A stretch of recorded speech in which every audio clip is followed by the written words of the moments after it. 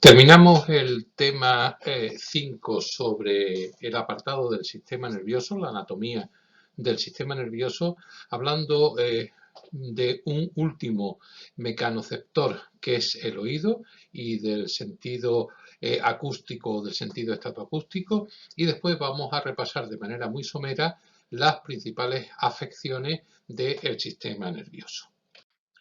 Con respecto al oído, bueno, pues primero decir que el oído centra dos sentidos diferentes. El sistema auditivo y el sistema del equilibrio se encuentran ambos localizados en un mismo órgano, en lo que nosotros llamaremos oído interno o laberinto. Las sensaciones percibidas, las dos, de los dos sentidos, aunque sean tan distintos, la de la audición y la del equilibrio, las dos se basan en el mismo mecanismo. En ambos casos existen unas células ciliadas que son capaces de detectar movimientos o vibraciones, por eso hemos dicho que estaría incluido dentro de los mecanorreceptores, de los receptores que van a ser sensibles, que después se traducen en un impulso nervioso que se van a vehiculizar a través de un nervio, el nervio estatoacústico en este caso, a diferentes regiones cerebrales. Aunque esté todo centrado en el oído interno, hay una parte que va a diferenciar, a generar, a ser estimulada por el equilibrio que está situado en los canales semicirculares, en unas ampollas, en unas dilataciones de esos canales semicirculares. En cambio, la audición va a estar centrada fundamentalmente en el caracol o cóclea, que es una estructura tubular que tiene también una parte de células ciliadas, el órgano de corte en concreto, que es el que se va a encargar de vibrar ante determinadas sensaciones acústicas. Bueno, pues vamos a empezar el estudio de la anatomía general del oído. Y como siempre he hecho un esquema genérico para que os vayáis orientando de lo que vamos a ver. Vamos a ver que el oído, la anatomía del oído, la vamos a diferenciar en tres sectores diferentes, lo que sería el oído externo, lo que es el oído medio y lo que es el oído interno laberinto, como ya hemos dicho. Dentro del oído externo vamos a repasar las tres estructuras fundamentales que lo componen, que son el pabellón auditivo, el conducto auditivo externo y el tímpano. En el oído medio vamos a estudiar su alojamiento, que es la cavidad timpánica, y vamos a estudiar las estructuras que los componen, fundamentalmente la trompa de Eustaquio, los osículos auditivos, fundamentalmente el estribo, el yunque y el martillo, y los ligamentos y músculos que los estabilizan. Y finalmente estudiaremos el laberinto, estudiando los conductos semicirculares que ya hemos dicho que se encargan fundamentalmente de la labor del equilibrio, de los recibos, de los estímulos, de recibir los estímulos del equilibrio, y después vamos a estudiar el caracol que se encarga fundamentalmente de los estímulos auditivos. Luego ahí tenéis en esquema lo que vamos a estudiar y cómo se va a estudiar la anatomía general del oído. Comenzamos por la anatomía del oído externo.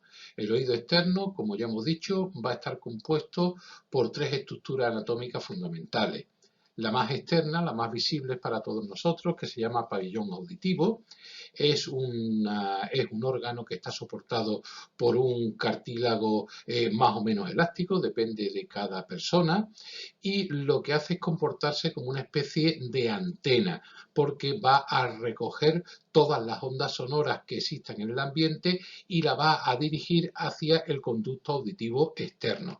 ¿Veis? Aquí tendríamos lo que sería el pabellón auditivo. Sabéis que ese pabellón auditivo tiene una serie de repliegues, una parte más blanda inferior que recibe el nombre de óvulo, después una especie de repliegue exterior que recibe el nombre de hélix, la parte interna que es el antihélix y una especie de resalte que está en la parte anterior del conducto auditivo que se llama el trago. En definitiva, son todas las partes de ese pabellón auditivo que tiene como función fundamental recoger todas las ondas sonoras. Esas ondas sonoras se van a dirigir al conducto auditivo externo, que es lo que os estoy señalando en este momento. Es un tubo de unos 2,5 centímetros, 3 centímetros, que tiene gran cantidad de glándulas sebáceas, por eso se produce el cerumen, y en los adultos, y conforme se van cumpliendo años, pues cada vez más una serie de pelillos en su interior. Tanto las glándulas sebáceas como esas prolongaciones pilosas tienen como objetivo fundamental la de servir de barrera para impedir la entrada de sustancias extrañas. Y ese conducto auditivo externo hará de una especie de canal de conducto dentro del propio hueso temporal. Y ese conducto auditivo externo termina en una estructura muy importante que es el tímpano. Es lo que estoy señalando en este momento y es lo que marca el final del conducto auditivo. Es una fina capa de tejido conjuntivo que va a vibrar con las ondas sonoras del aire. Luego, atentos que vamos a ir describiendo el fenómeno de la audición, aunque al final vamos a ver un vídeo que lo resume todo, vamos a ir estudiándolo paso a paso. El pabellón auditivo recoge las ondas auditivas, la dirige hacia el conducto auditivo y cuando esas ondas sonoras llegan al tímpano, el tímpano vibra de derecha a adelante como si fuera la membrana de un tambor.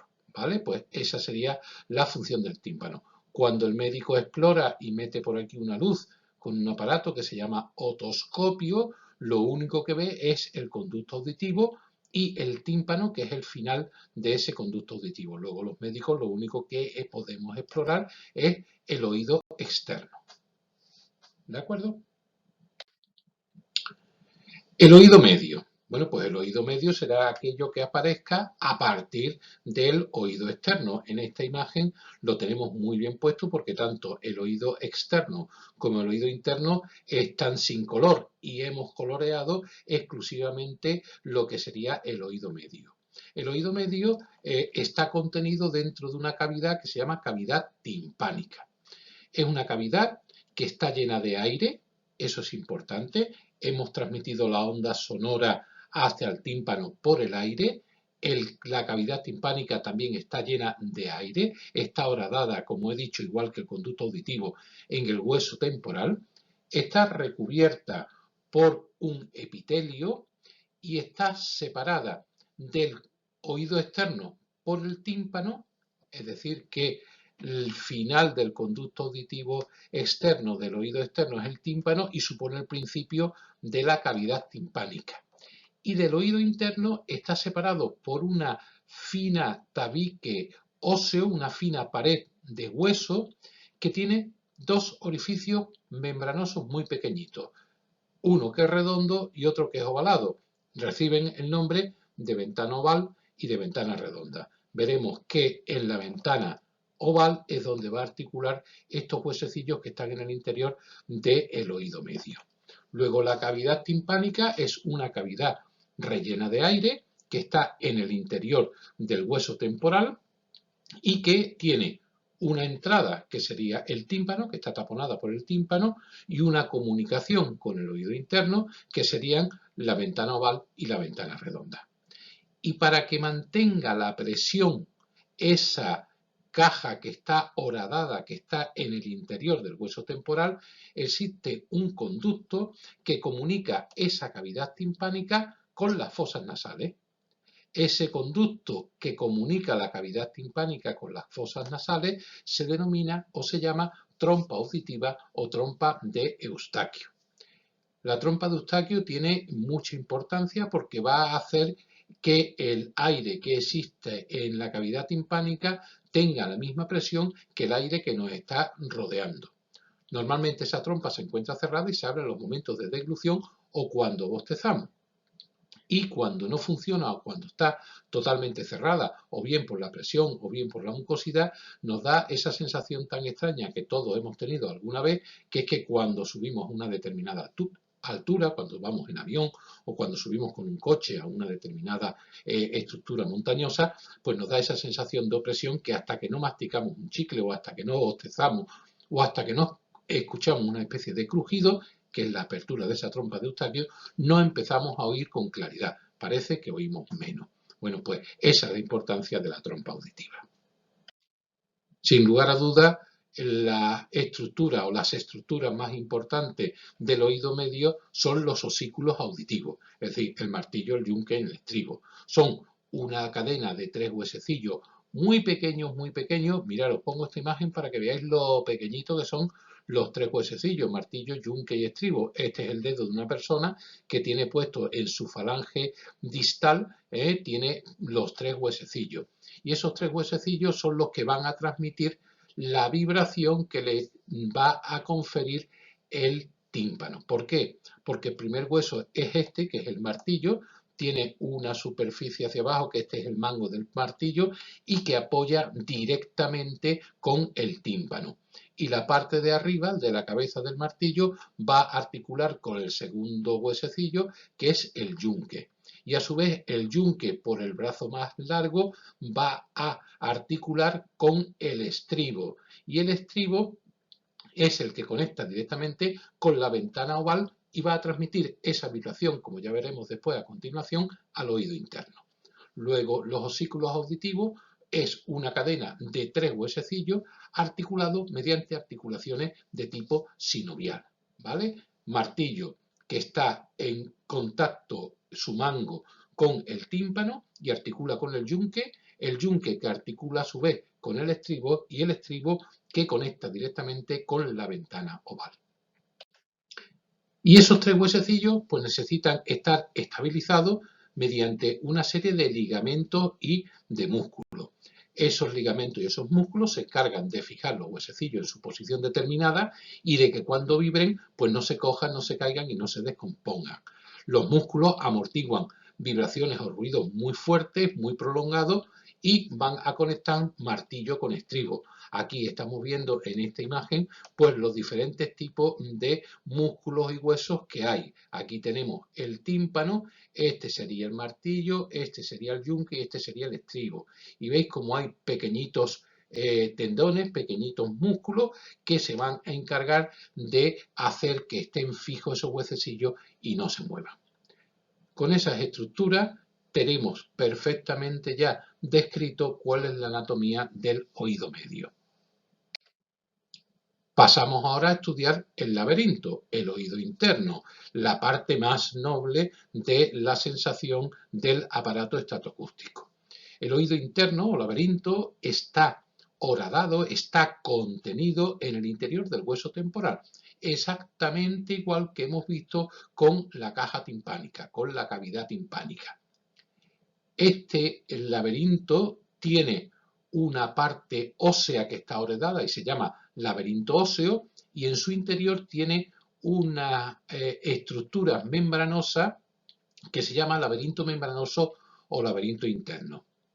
Y muy importante, el laberinto membranoso, tanto por fuera como por dentro, está rodeado por un líquido, que es la perilinfa y la endolinfa, que hace que este oído interno esté en medio acuoso.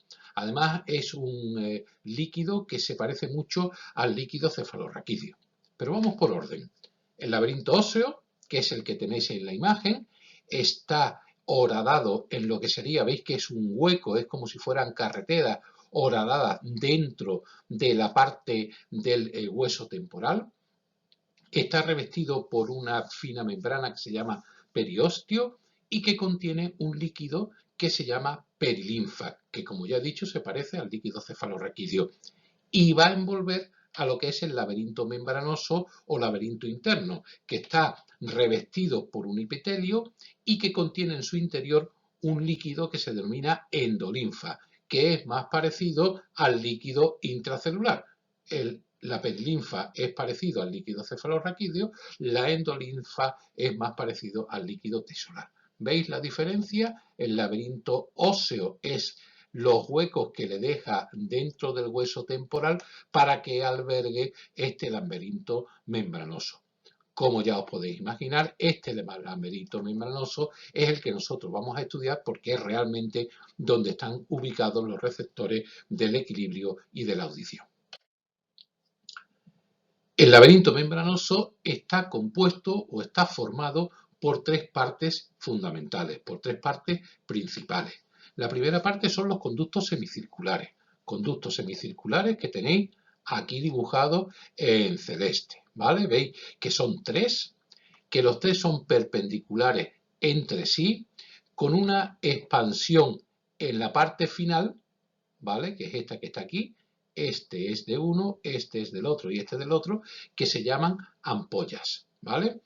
Esos conductos semicirculares colocados perpendicularmente entre sí, lo que están están orientados tridimensionalmente para que recibamos los estímulos de las tres posiciones, superior, inferior, derecha, izquierda, y las posiciones oblicuas. ¿Por qué? Porque estos conductos semicirculares van a ser los principales actores, los principales efectores del equilibrio. En estas ampollas van a tener una serie de terminaciones sensibles que cuando se mueve la endolinfa va a coger y va a activarlo y nos va a dar idea del equilibrio. Veis perfectamente, aquí tendríamos dibujado lo que sería el tímpano, hacia afuera sería oído externo, esto sería la cavidad timpánica y aquí hemos dibujado los tres huesecillos del oído medio. Y aquí tenemos el oído interno. Bueno, pues ya hemos descrito el principal componente, uno de los tres componentes que son los conductos semicirculares. El segundo componente es el vestíbulo, que es la sección central, esta de aquí, en el cual van a salir las raíces nerviosas, que es donde se conecta con la ventana oval. Veis que el estribo termina en esta ventana oval, que está directamente controlada por estas dilataciones que reciben el nombre de utrículo y de sáculo, y ambas están conectadas por un estrecho canal. ¿Vale? Esto sería el utrículo, esto sería el sáculo, y aquí hay un conducto que los coge y que los une. Luego tenemos los conductos semicirculares que ya hemos explicado, tenemos ya el vestíbulo con el utrículo y el sáculo, que es justo donde conecta con el estribo, y nos queda la tercera parte, que es el caracol, cóclea o caracol, que es un conducto interno, se llama caracol por la forma que tiene específicamente, como si fuera la coraza de un caracol, más cuando está recubierto, aquí vemos un trocito, por la parte ósea de este oído interno, de este laberinto. Bueno, pues aquí tenemos el caracol. El caracol es el principal actor de la audición. ¿Y cómo oímos a través del caracol? Bueno, pues para poderlo medio entender, tendremos que darle un corte y mirar el conducto coclear, mirar el conducto por dentro del caracol.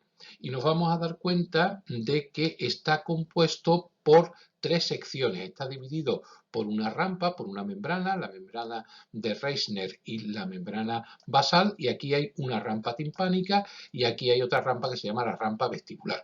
Este sería el conducto del caracol, pues está dividido en tres secciones. En la sección central es donde se encuentra una célula ciliada especializada en el movimiento, un mecanorreceptor que se llama órgano de Corti. Vamos a ver, ¿y cómo oímos? Pues hemos dicho que el estribo va a ponerse en contacto con el sáculo justo a través de la ventana oval. Cuando se mueve ese estribo porque se está transmitiendo la vibración mecánica del tímpano, va a hacer una especie de onda, de ola en la perilinfa y en la endolinfa, en concreto en la rampa timpánica. Esa ola es la que mueve el órgano de Corti y ese órgano de Corti es el que manda la información a través del nervio, en este caso del nervio auditivo. De esa manera es como se articula la audición, gracias al caracol.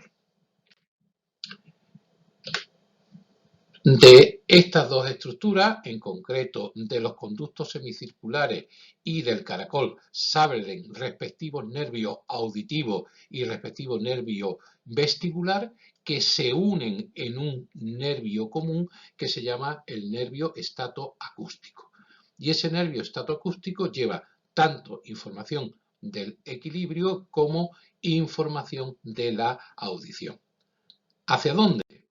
Pues la va a llevar las vías nerviosas del equilibrio son las vías vestibulares, que van a conectar fundamentalmente con la protuberancia, que dijimos que era la que iba a mantener el equilibrio, y fundamentalmente con el órgano que iba a servir para los movimientos automáticos, para mantener el equilibrio y para hacer las cosas desconectadas del corte cerebral, que era el cerebelo. Tiene también conexiones importantes con músculos oculares y con los músculos del cuello, pero fundamentalmente las vías de tipo estáticas que llevan el equilibrio van a conectar fundamentalmente con la protuberancia, con el bulbo raquídeo y, perdón, con el puente de Barolio y con el cerebelo.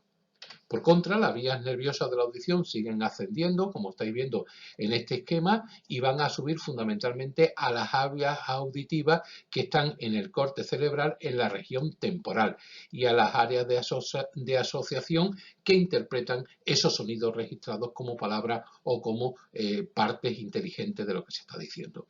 Luego, el aparato o el oído manda su estímulo cuando se estimula el órgano de Corti o cuando se estimulan las células con vellosidades que existen en las ampulas de los canales semicirculares, pues sale ese estímulo de manera conjunta y se dirigen bien a los centros del equilibrio, protuberancia o cerebelo, o bien a los centros de la audición, que es la región temporal. Para finalizar, os voy a poner una animación donde de alguna manera se intenta explicar cómo se produce el proceso de la audición. Aunque la locución está en inglés, es un inglés básico que podremos entender todo con mucha facilidad y además gráficamente también queda muy demostrado cómo es el proceso de la audición. Y con esto daríamos por terminado la parte que corresponde a la anatomía del sistema nervioso central.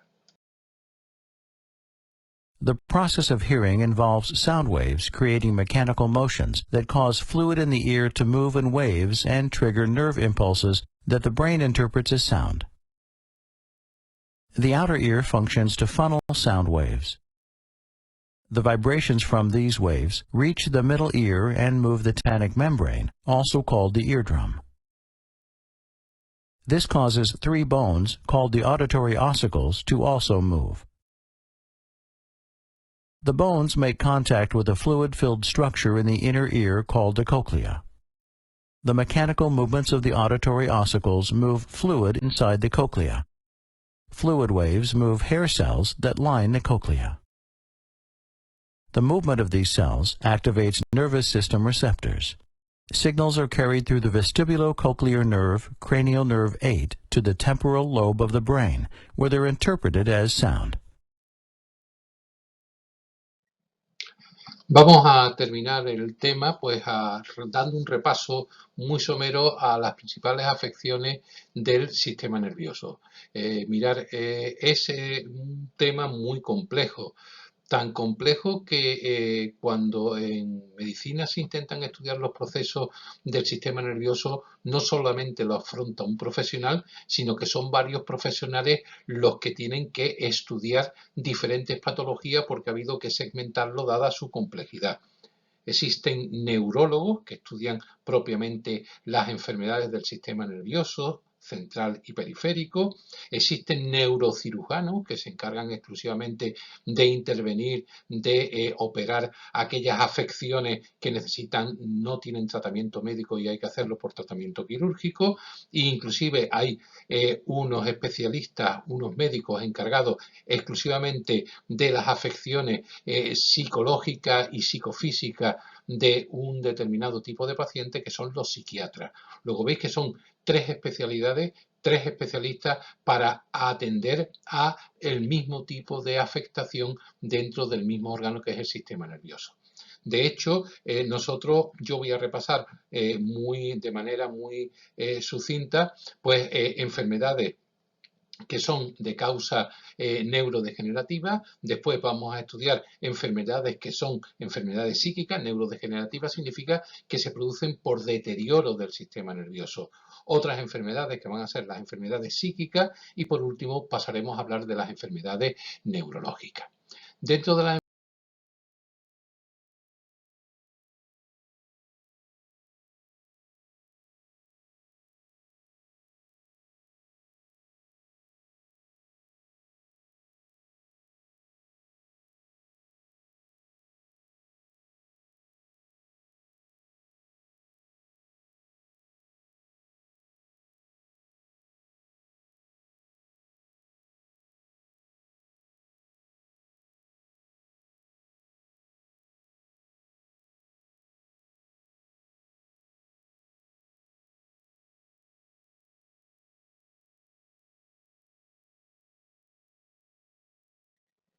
Dentro de las enfermedades neurodegenerativas vamos a empezar a hablar sobre la enfermedad de Parkinson.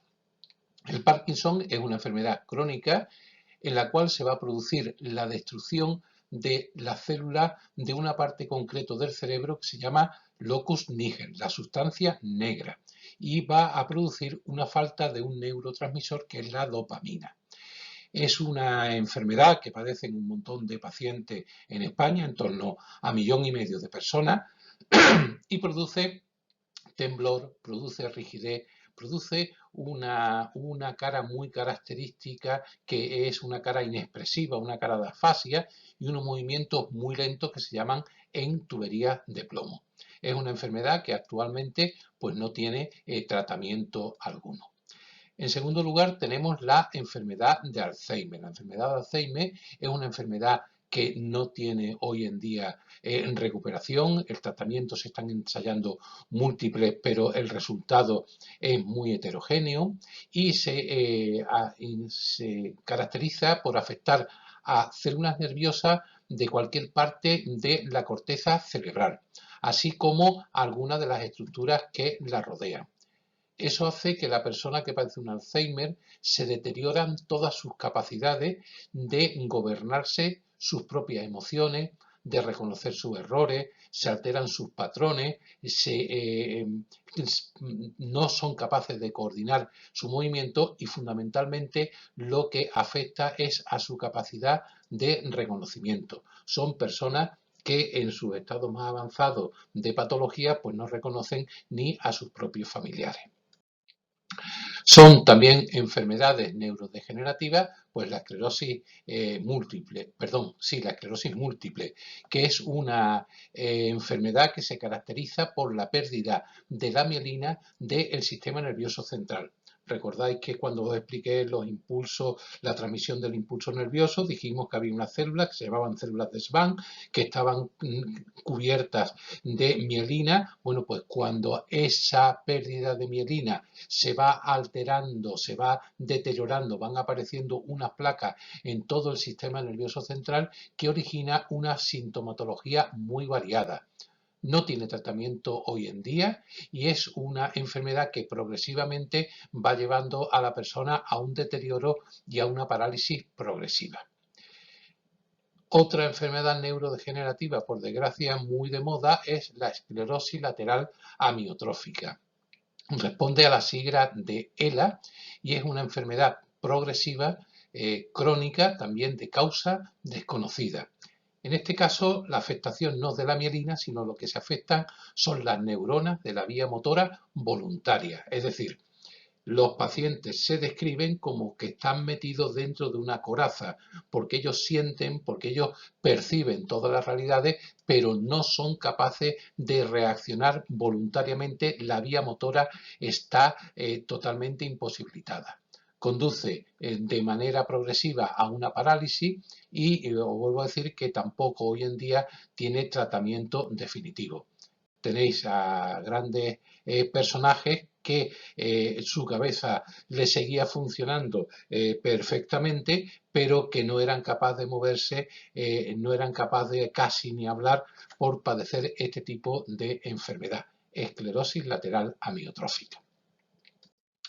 Segundo grupo de patologías que nosotros vamos a estudiar, he dicho que son las enfermedades psíquicas. Entre ellas hay una enfermedad de moda que es la depresión.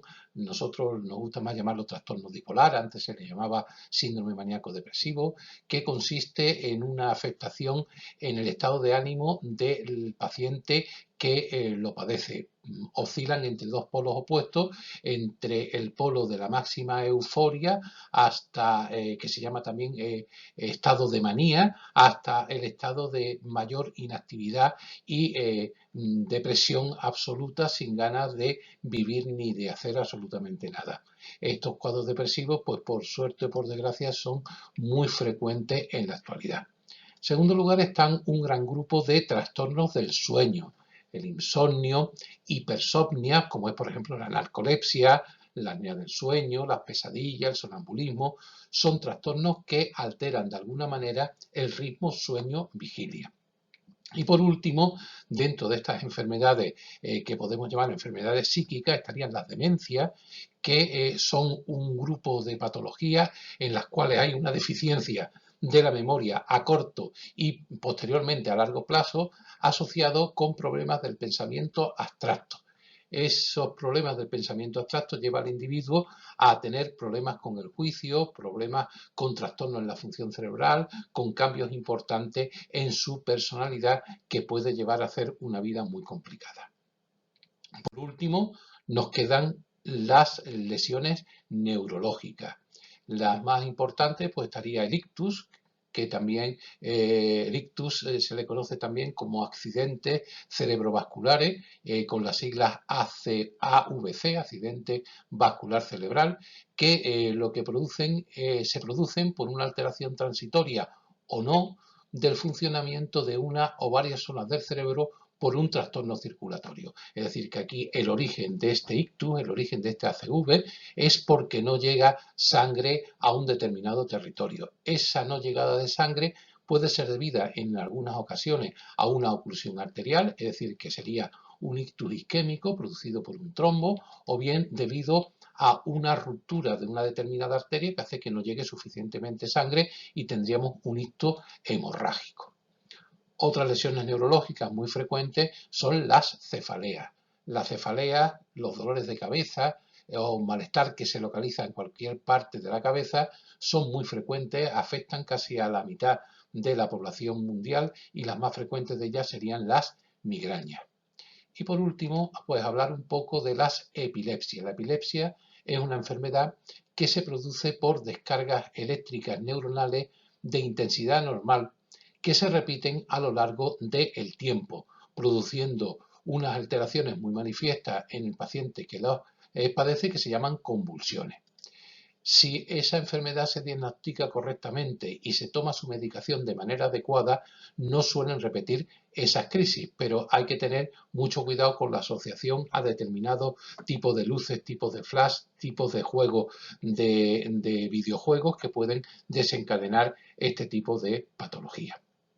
Y por último, como siempre, pues nos quedan los tumores cerebrales. Los tumores cerebrales pues tienen una clínica y un pronóstico enormemente variado, pues dependiendo fundamentalmente de la localización.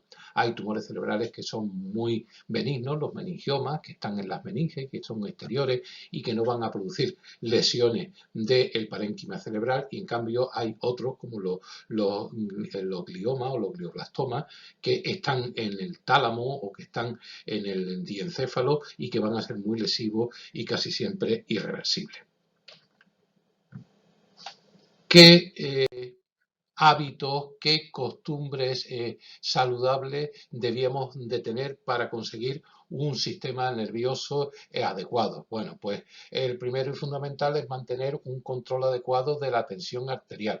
¿Por qué? Porque la tensión arterial es un factor de riesgo para padecer accidentes cerebrovasculares, para padecer ictus. Luego es importante que la tensión arterial esté controlada. Lo mismo que ocurre con la diabetes. La diabetes también es una patología que incrementa los factores de riesgo cardiovascular y que, por lo tanto, ese riesgo vascular, si es a nivel del sistema nervioso, pues puede producir patología. Como siempre, ya hemos hablado, pues hay que evitar el consumo de tabaco. El hecho de ser fumador duplica el riesgo de padecer un ictus, y si ese paciente es fumador e hipertenso, la posibilidad de sufrir un ictus es 20 veces superior. Lo mismo que llevamos diciendo a lo largo de todo el curso: la obesidad, el colesterol alto, el consumo de alcohol, el consumo de sustancias excitantes o el consumo de determinadas drogas, la cocaína, la anfetamina, nos van a llevar a tener un riesgo de ictus 7 veces superior a la población normal. Y por último, como hemos dicho siempre, es fundamental hacer un ejercicio físico regular. Como veis, el control adecuado de la dieta, el ejercicio físico, y aquí no está puesto, pero también incluiría yo el estrés, serían hábitos, costumbres saludables para evitar cualquier tipo de patología sobre el sistema nervioso.